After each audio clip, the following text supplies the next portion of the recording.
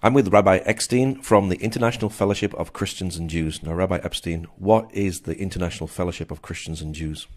The International Fellowship of Christians and Jews is an organization that I started some 36 years ago.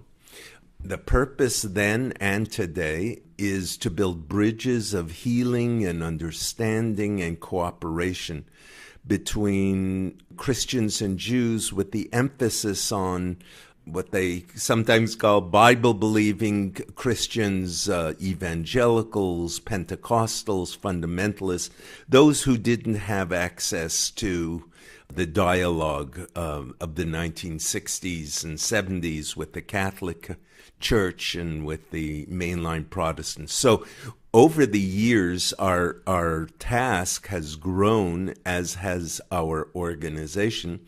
Started from nothing. Literally nothing. And I worked out of the cloakroom of a friend who had a law office. And people then said I was crazy. I'm going to try to change 2,000 years of history of Christian antipathy and animosity towards Jews. And, who do you think you are to be able to change history?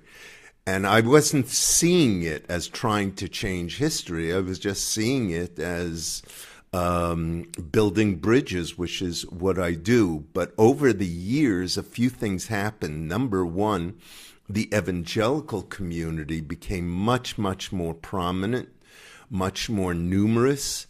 The evangelical churches in America and Pentecostal churches around the world are growing. And the Jewish trust, after 2,000 years, most Jews don't have the trust in Christians, even when Christians are doing good things for Israel and the Jewish people. Many Jews are skeptical. And, there's 2,000 years of history of persecution. So what I think has happened over these 36 years, and God has blessed me and the organization and the ministry so tremendously, but what's happened is that we built a movement of Christians and Jews all around the world. Just 5 minutes ago, I had this leader from Argentina here wanting to know how they can help the poor in Argentina better than they are. We have 400 programs here in Israel, helping the needy, helping the poor, helping elderly and children, orphans, etc. And she wanted to know how we do it. Same way, we actually have a whole teaching ministry in Korea, in South Korea, where we are refocusing, at their request, the church's curriculum on how to teach Christianity so that it successfully passes on to the next generation. Bottom line is that every country almost is struggling with that question of how can we transmit our values, our faith, our community to the next generation. And that's something that's a lot more difficult. And so in the case of Korea, we talked about the importance of family and of Shabbat. And it's totally restructured their curriculum nationally of how in the churches, how to transmit Christianity, in the seminaries, etc. So it's giving both communities a chance to work together, giving Christians an opportunity to tangibly bless Israel and the Jewish people. There are so many Christians who take Genesis chapter 12, verse 3 seriously, where God promises Abraham, I will bless those who bless you and curse those, but they don't know how to do that.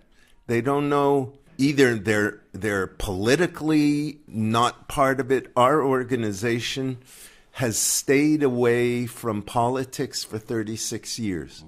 I've known and worked with every prime minister, every head of the army, almost every cabinet minister for 15 years, but we are apolitical. We don't do press releases on the settlements. We don't do press releases on abortion. We try to find the common ground between Christians and Jews. And today, there's so much common ground. Firstly, what the New Testament, Paul in Romans 9 talks about, how Christians have been grafted onto the rich olive tree of Israel. And by grace, you've been grafted on. And Paul warns, he said, don't be arrogant. Because remember, the root supports the branch, not the branch the root. And so Christians are rediscovering the Jewish roots of their faith, the Shabbat, the importance of the family, and tzedakah, charity, etc. And the organization has grown. Today we have 1.6 million Christian donors, mainly in the United States, but also we have an office in Canada and Korea and Brazil and different parts of the world that we address through radio and television and internet today goes so far. So we're able to continue to grow. We have brought, in the past 20 years, we have raised $1.4 billion, mainly from Christians who seek to help Israel and the Jewish people. And again, it's apolitical help. It's helping all the people of Israel, Muslims, Jews, Christians, Druze, Cherkessian, Haredi, secular Jews.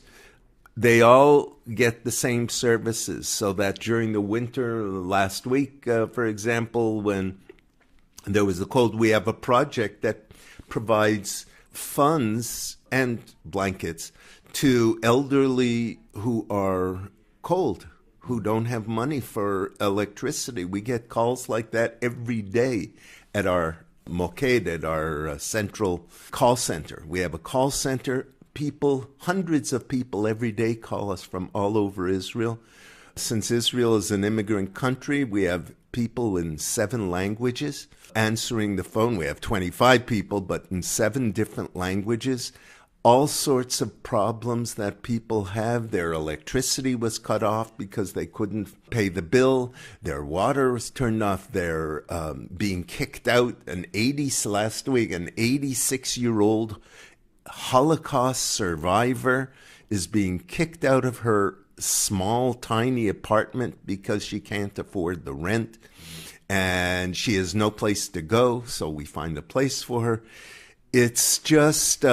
the problems are many. The government, in my opinion, the government of Israel does not do enough. It can always say that it's true, that a large portion of our funds here are being directed towards the military and defense. But Israel is now booming as a technological startup nation. And yet, when it comes to the measurement of poverty of the OECD, of Western country, Israel is at the bottom. So it's this clash between the image of Israel that is modern, technologically innovative, and it is, and it's all true. And people in Israel live longer than in other countries, and they're happier here, despite everything. And yet, the 1 out of every 3 children goes to sleep hungry at night. 1 out of every 4 elderly lives below the poverty level and has to make a decision every day. They get a meager pension. Many of these immigrants, of the people, the elderly, are immigrants from the former Soviet Union who came with nothing, no pension, no savings. And now they're totally dependent on the government pension, which is meager, even the government itself admits that the pension that they give for the poor is only able to cover roughly 40% of the basic needs of the people. So we help in a variety of ways. We provide not just food and for poverty, we also have two other major programs. One is Aliyah, where we have brought roughly 800,000 Jews from every part of the world to Israel to live here. We are now operating in 29 countries, and we bring thousands of Jews to Israel, and then we help resettle them here. And the third area, other than poverty and Aliyah as it's called, is security. So we have built or refurbished, for example, here in Israel, over 5,000 bomb shelters and command centers. And we help the poor soldiers. We don't help politically or militarily, but Israel's army is a reflection of the society. And you have a lot of poor people who are drafted into the army and need help not only for themselves, they need help for their families. Often this 18-year-old boy or girl is also the provider of funds and food for their parents. And the parents rely on that.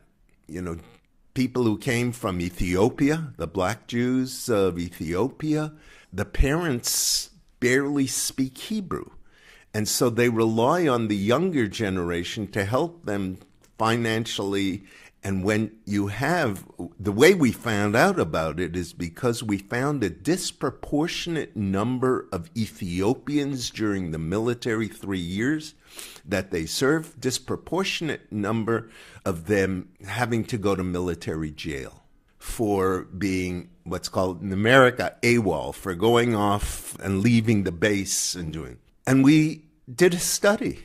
It just didn't sound right. Why are Ethiopians going to jail for AWOL in disproportionate numbers? Because they're black and they're being mistreated?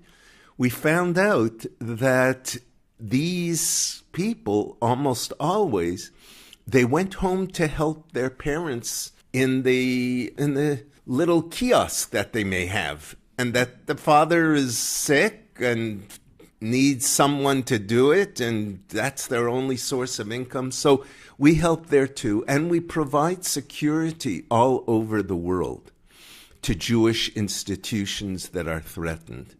Everywhere except the United States, England, and Canada, and Australia.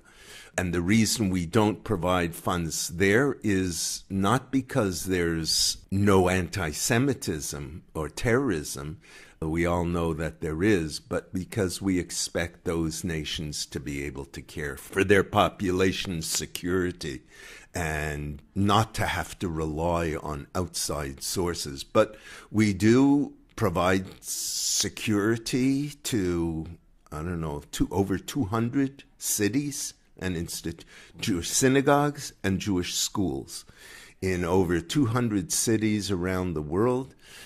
All of India, all of Thailand, all of China, etc., wherever there's a Jewish community and it's threatened, we provide security. So bottom line is, Christians have found and are finding through our ministry a way in which they can tangibly, meaningfully bless Israel and the Jewish people. Every year we are helping 1.4 million people around the world. It's unbelievable. And it's causing Jews to have trust, to break down the walls of suspicion that Jews have of Christians. And today, as opposed to when I began 36 years ago, today Christians are seen by true Bible-believing Christians are seen by Jews as our best friends. In fact, perhaps our only friends. And then when you travel around the world, South America, there was 20 years ago, and even long after I started, 20 years ago, the evangelical Pentecostal population in South America was maybe 5-10% in each country. Today, there isn't a country in South America that doesn't have at least 30% Pentecostal evangelical. And many of them are entering into public life, political life, like certainly in Brazil and in Guatemala, where evangelicals are becoming president, and the church pastors are being, key pastors are being involved in this. So there's a lot of room for continued help. We help roughly 110,000 elderly Jews, many of whom are Holocaust survivors, in the former Soviet Union alone. And we have supporters in the Far East. There's such great potential yet. There's so many Christians today who want to do good, who want to help Israel and the Jewish people, and who don't know how, or who are not politically motivated or ideological. That's what the fellowship tries to do. We have a project, 400 projects. So if you're interested in adopting children, we can arrange that. If you're interested in helping orphans, we give to that. We have soup kitchens. And it causes people like this woman from Argentina with the largest nonprofit helping the poor and close with the president of Argentina to come all the way here to Israel to see our projects, to meet with me, to see how we can help them do better. And I believe that it's the combination of the two, the Jewish community sitting down together in cooperation with the Christian community and with the blessings of government.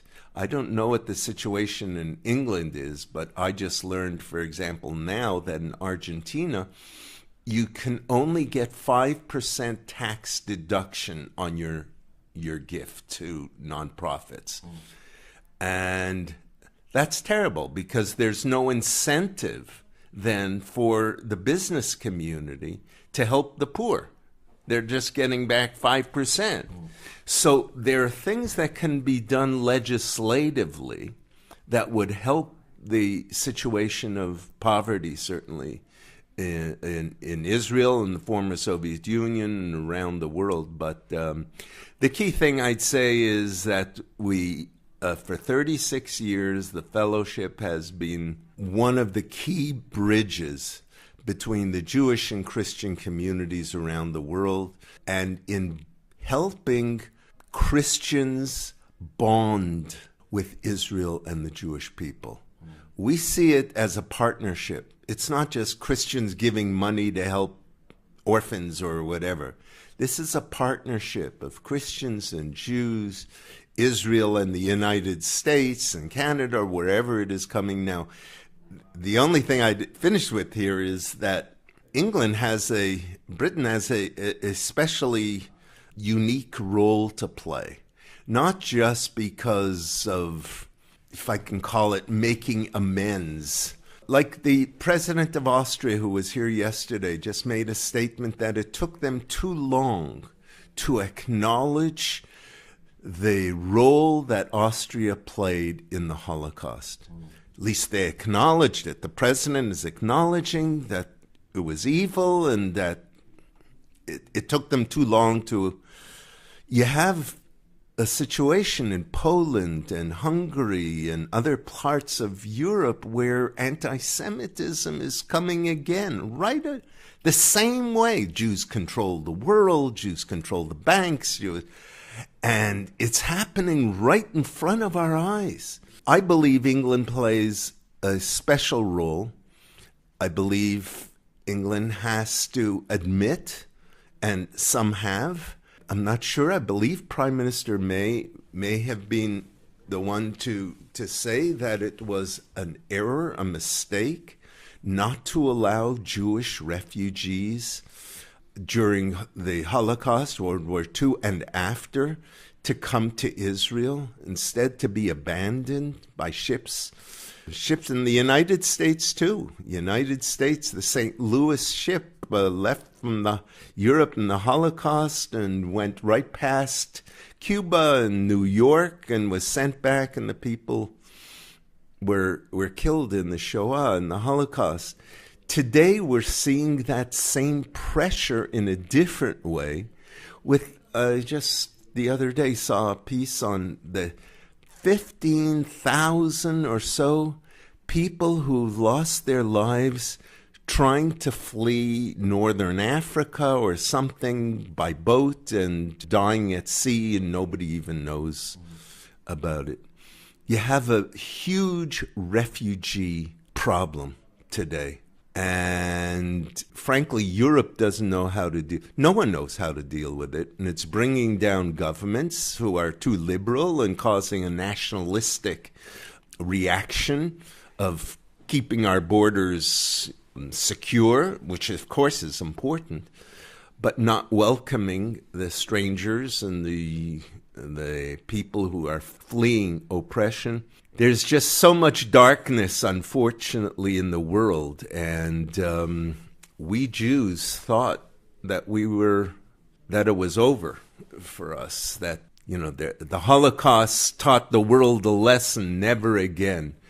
And here we are today, in 2019, seeing pronouncements of pure anti-Semitism. Just again today, every day. It's on the paper about in France, how the Yellow Jacket movement has been talking about pure anti-Semitism, that it's the Jews' fault. We have it in America. We never thought that it would get to America. England is where Christian Zionism started.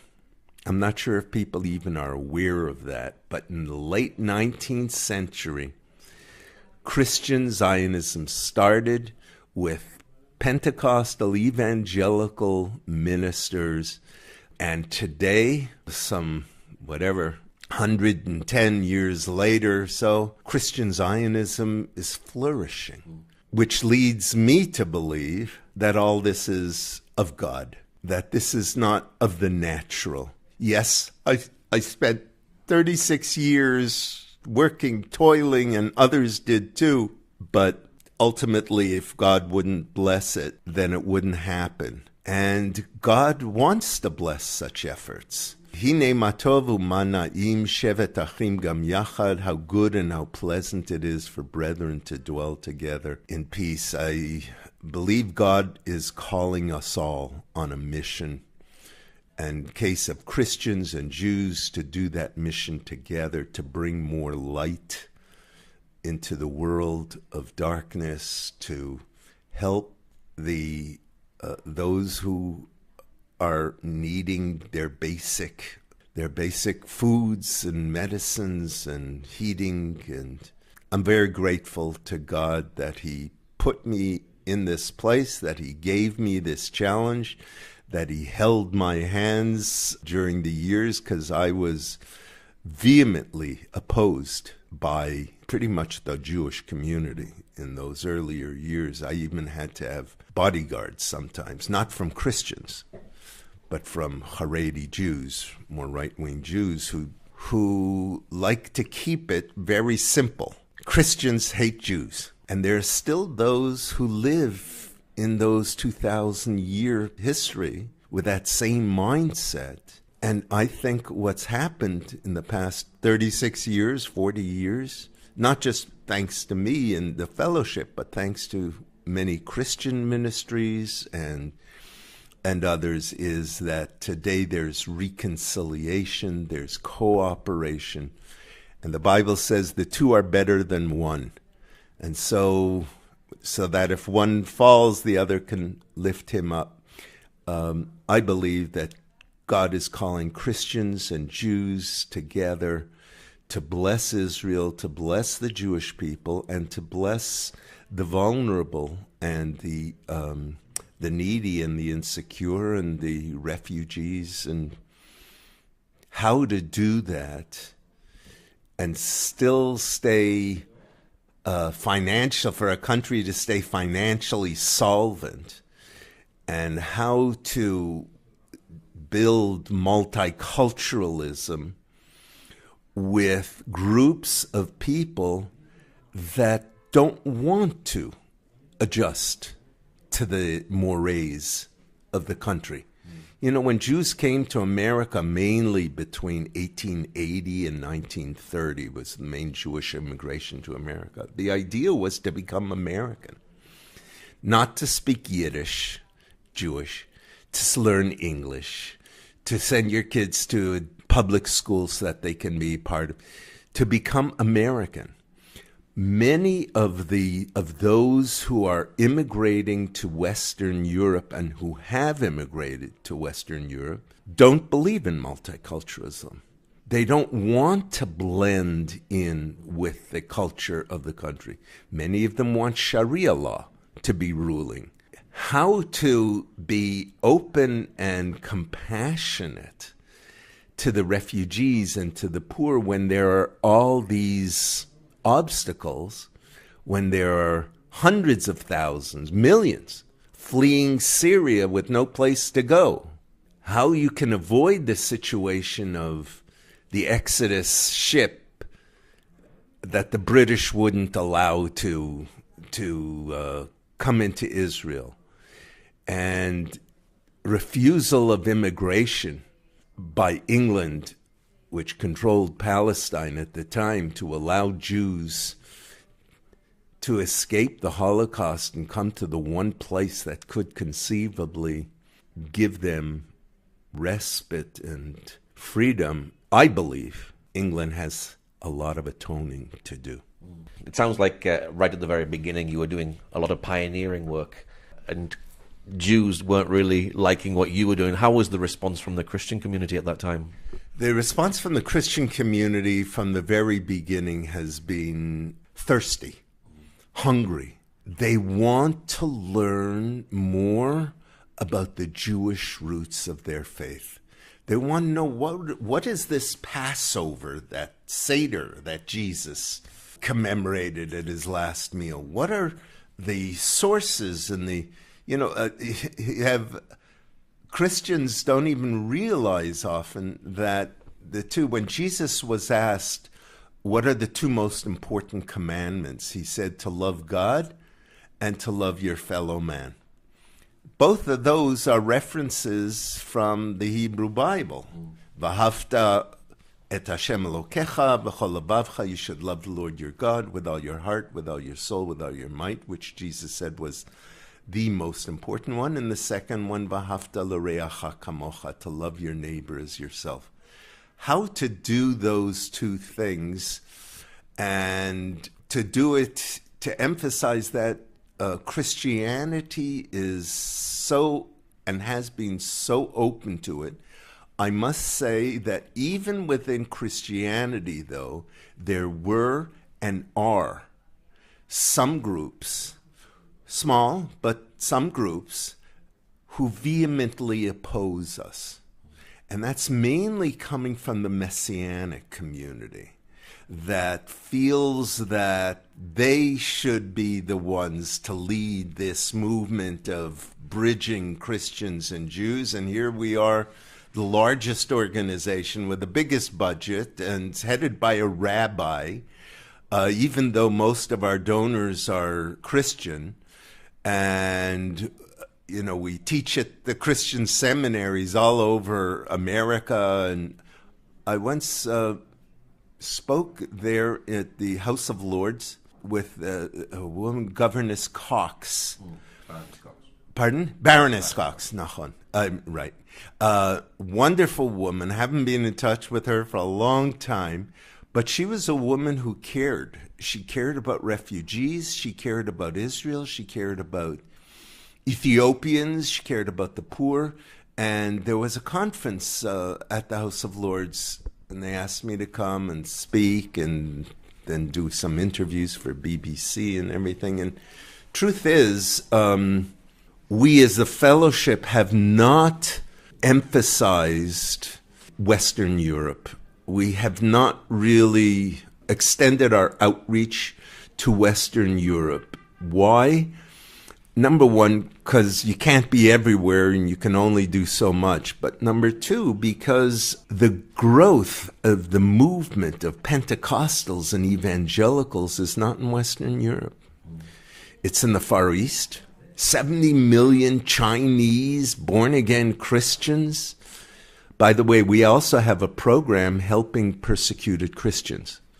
That's something I cannot believe that Christians themselves don't do more for, to help persecuted Christians. When it's Jews, the rest of the Jewish community from around the world will help some black Ethiopian who they never met, or some white Russian Jewish person. They'll help them. We have a program helping Christians, refugees who fled from Syria and from Iraq and are in Jordan. And we provide them, we established 2 medical clinics there in Jordan for Christians at 2 different churches. And we provide roughly $500,000 to $1 million a year for food and for housing, because they're not allowed. The Christians who fled to Jordan are in a precarious situation. They're not accepted as refugees by UNHCR. And so therefore they don't get any of the benefits of refugees. And one of the benefits of being a refugee is that you look forward to being resettled in a Western country. These Christians are not regarded as refugees by the United Nations. And so not only are they not being transferred to other countries, Western countries, they're also not allowed to work by the Jordanian government, because they don't want to have all these refugees taking jobs from the Jordanians. So here you have roughly 15,000 Christians who fled ISIS and the most terrible kinds of situations in Syria and in Iraq, who fled to Jordan but don't see a way to move forward. For 2.5 years, they've been sitting there and not regarded by the UN as refugees, unable to work. I was with some kids there in Jordan a few months ago. These wonderful kids, 18 years old, a guy, girl 17 years old, Christians. They stay at home. They can't work. They can't go to school. They don't have a horizon of when this will end and how it will end. So it's important to me personally and to the fellowship that this be a mutual thing, that Jews help Christians, that Christians help Jews, and that together we help the needy of any religion. But you're right, for those first 20 years or so, I was a pariah in the Jewish community for reaching out to the evangelical community.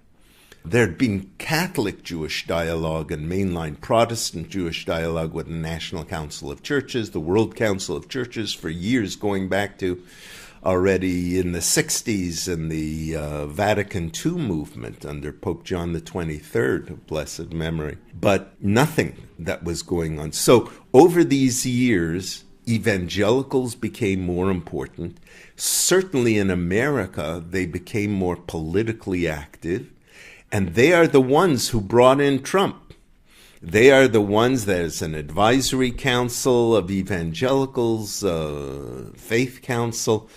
So the point is that evangelicals in America, let alone in the Far East and in South America, have grown in numbers, grown in influence, grown in impact on political life. And we caught the wave, so to speak. We created or helped create the wave of Christian Zionism and of Christians together with Jews going forward. Now we're building a new building that'll be our global headquarters, and that will actually be the only Christian visitor center in Israel. It's going to be the Christian home. I want Christians from England and from everywhere to come to Jerusalem and to feel like they have a home here, a spiritual home.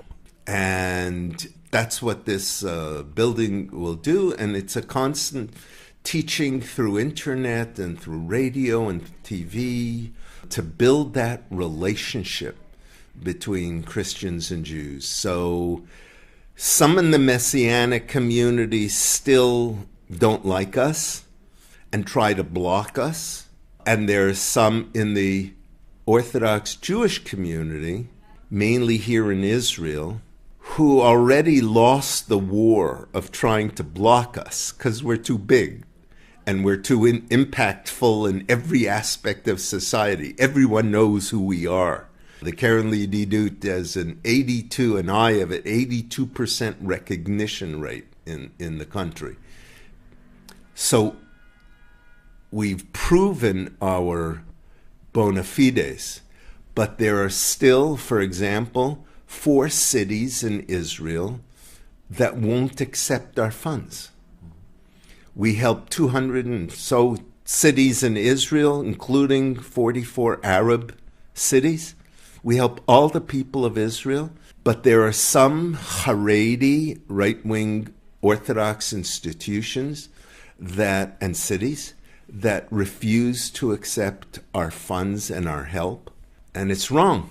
It's wrong for a child to go through the winter without boots and without a coat because the rabbi of that community says you can't accept money from Christians because Christians hate Jews. So we've accomplished a lot, but there's more in the next phase, and that's why I am in the process of phasing out. And my daughter, who caught the vision many years ago, she's been with us for 12 years, one of my daughters, and she's become, she was selected by the board of directors as the global executive vice president to take it to the next generation.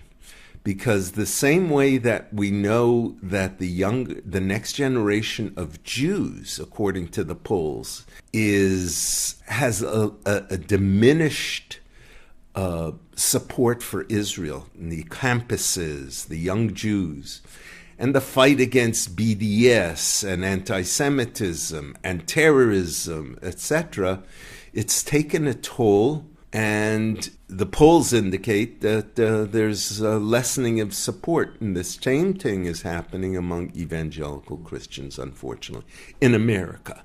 I don't know about in England, but in the Far East, it's still strong. In South America, it's still strong. But the younger generation of evangelicals in America and in the Western world, it's not like Jerry Falwell and Pat Robertson and the people who really made this movement happen. And so we have a project to reach out to the colleges Christian, not to fight BDS, but to the Christian colleges and seminaries in America, places like Regent University and Liberty University and ORU, Oral Roberts University, and different Christian seminaries, and to teach the next generation, to bring them to Israel, to their home that we're building, to feel a part of this international movement, to help those in need and give feet to our prayers for helping the vulnerable. We provide a way in which to do so morally, ethically, and apolitically. Is it the Bible that's bringing Jews and Christians together? 100%. It's the Bible that's the starting point, because the Bible isn't political. You can have political disagreements, and that's valid. Here in Israel, we're going to elections shortly, and there are, I don't know, at least a dozen parties, each one differing slightly with one another, and forming into really two camps, one that's called the right and one that's called the left. We've never, and I've never been in either of those categories. We're centrist. We're bridge builders. And the only battle that we would engage in is a battle for shalom, for peace. And somebody once told me this line, I think it's a great line: the problem today in our societies in Western world is that often the committed lack tolerance and the tolerant lack commitment. That is the challenge to us today with the next generation, with our children, to help them feel committed and caring for their community, for their faith, for their values, but at the same time tolerant and perhaps of other people and loving toward them, as even as you can totally oppose their opinions, their views, but to disagree in an agreeable manner. And there's a lot more work to be done, but it's the Bible that the Jewish people are God's people. The Gentiles who've been grafted on are called upon. Isaiah talks about comfort ye, my people. Today, there's a way in which Christians can fulfill that mandate of Isaiah, of God, of feeding the hungry, Isaiah 58, feeding the hungry, clothing the naked, not averting our eyes from our flesh and blood, and comfort ye, my people. And the exciting thing about it is that this drama, based on the Bible, is still going on and still has a few chapters to be written. How the last chapter will be written, I once came up with this joke, but now everyone tells it, but it's 35 years old, of how one day the Messiah will come. We've been praying for him. One day Messiah will come. He will come right here, a few kilometers, 2 kilometers away from here, to Mount of Olives. And I'm sure the first thing that the Messiah will do is call a press conference to announce his coming. And he'll talk about his coming and salvation. And then one reporter will pick up her hand from the back and say, "Tell us, Messiah, is this your first or your second coming?" And everyone will be waiting to hear from the Prince of Peace who was right all these centuries. And true Messiah, godly that he will be, he will answer, "No comment." We may differ eschatologically. There are differences within the church eschatologically, premillennialist, postmillennialist, pre-trib, post-trib. There are differences in the Jewish community, Orthodox, Conservative, Reform, even within each of these communities on what the end game is, the eschatology. So we can differ on what that last scene in this drama that is unfolding is. But meanwhile, we know from the Bible and from history that Christians are called to bless the Jewish people. And today, in 2019, when you witness the anti-Semitism that is around, that everyone thought that was over. It happened in the Holocaust, don't know how it happened, can't figure it out, Hitler, etc. We're seeing the beginnings of that now. You know, the Holocaust didn't happen in one second or 1 year. It was from 1933 till 1938. Kristallnacht, when the doors of Germany were closed, anti-Semitism became rampant. From 1938 on, you know, there was still the persecution of Jews, concentration camps, etc., but it didn't really get carried out till towards the end of the war. 6 million Jews in 42, 43 together. And the point is, these things don't just suddenly happen. There are traits, there are trends, there are signs of what could, God forbid, happen. Even in a Western country like England and like America and like Germany and like Italy, we know how nationalist fervor can overtake the moral sensibilities of a population and even of government and just carry out its horrible dictates towards Jews. It can happen. It can happen, and to different degrees. How each country will react and is reacting now to anti-Semitism, I wish it were every country had a zero tolerance for anti-Semitism. What's your prayer, finally, for the future relationship between Christians and Jews? My prayer and my belief, when I first started, actually I started 40 years ago. I was head of Christian-Jewish relations for a group called the Anti-Defamation League. And then I started the first evangelical Jewish dialogues then, and then started the fellowship 36 years ago.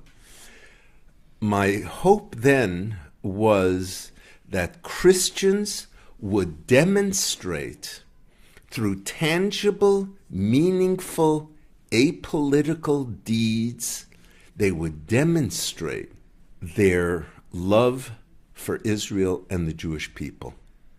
That's happened, and it's growing. It's still growing.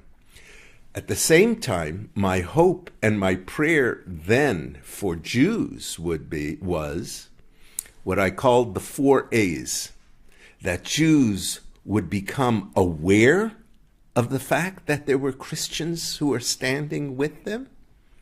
B, that they would acknowledge it publicly. Third, that he would appreciate it.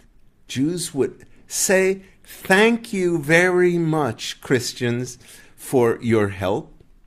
And the fourth is attitude change towards each community towards the other. It's not just something that they do, but it's a whole attitude change of Christians and Jews realizing we're in this battle together. And by battle, I don't only mean the spiritual battle against evil, but I mean the political battle of rising radical Islam that is against Christians as much as it's against Jews.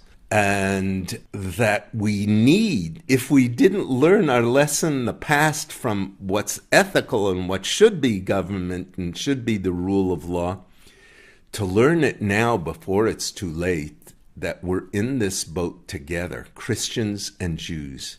And we need to stand up for, together, our values, our Judeo-Christian heritage, the centrality of the Bible, and the co-partnership of Christians and Jews in bringing greater light to the dark world.